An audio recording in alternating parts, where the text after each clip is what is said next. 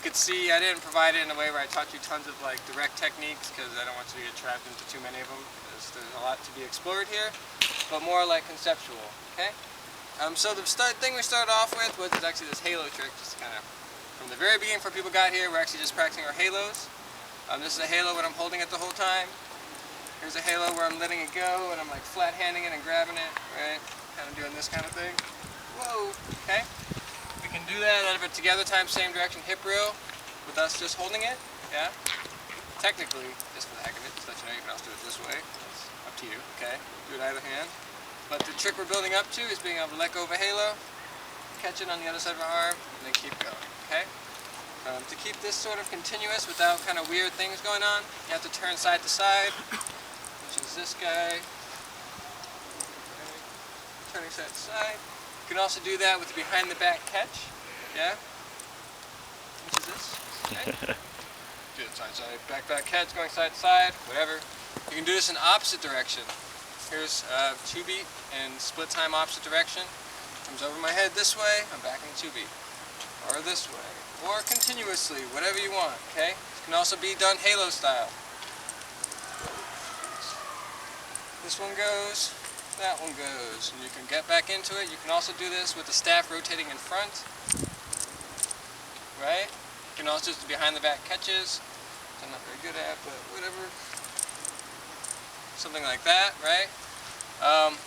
So that was the prequel to the double contact class that I wasn't teaching. No one was that was here awesome. Yet. No one was here yet, you know, it was just kind of like starting. Alright, so the main thing we started about was talking about hand following doubles. What the heck is it? Well, what is it not in some ways, but where is it not accessible from? So we first started talking about what are the different isolating points on a big line, right? We're in the hand following position. We started about the endpoints, right? We talked about how we could just kind of move one endpoint or the other endpoint, kind of move that around.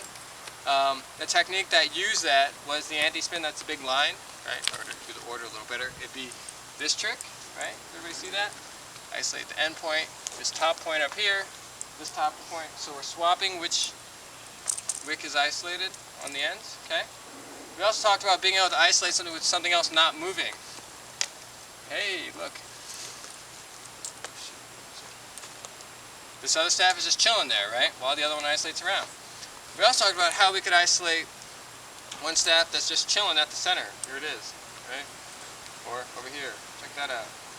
We also practice that with not just a static spin, but with the actual isolation, which is this guy, right? Right? Okay, we could do both of those if you want. That's actually what this trick was, right? If you think about that a little bit, right? That's that part of that trick is doing that. I showed you how to do over on one side, over on the other side. Over on one side, over on the other side.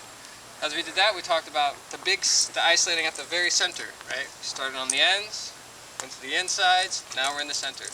That's me doing this hand following isolation, kind of like this. Make sense to everybody? We did a little box, just to remind you guys. We did this kind of thing, remember? We did a little box with our inside hands isolating. Just forgot about that. Okay. Boom. Okay. And then after we did all that, I think we went, I don't know if we did anything else, can't remember.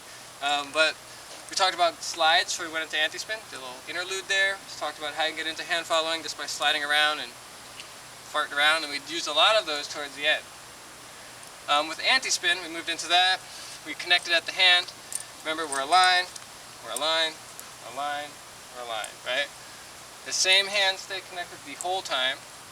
Then we have the end switching which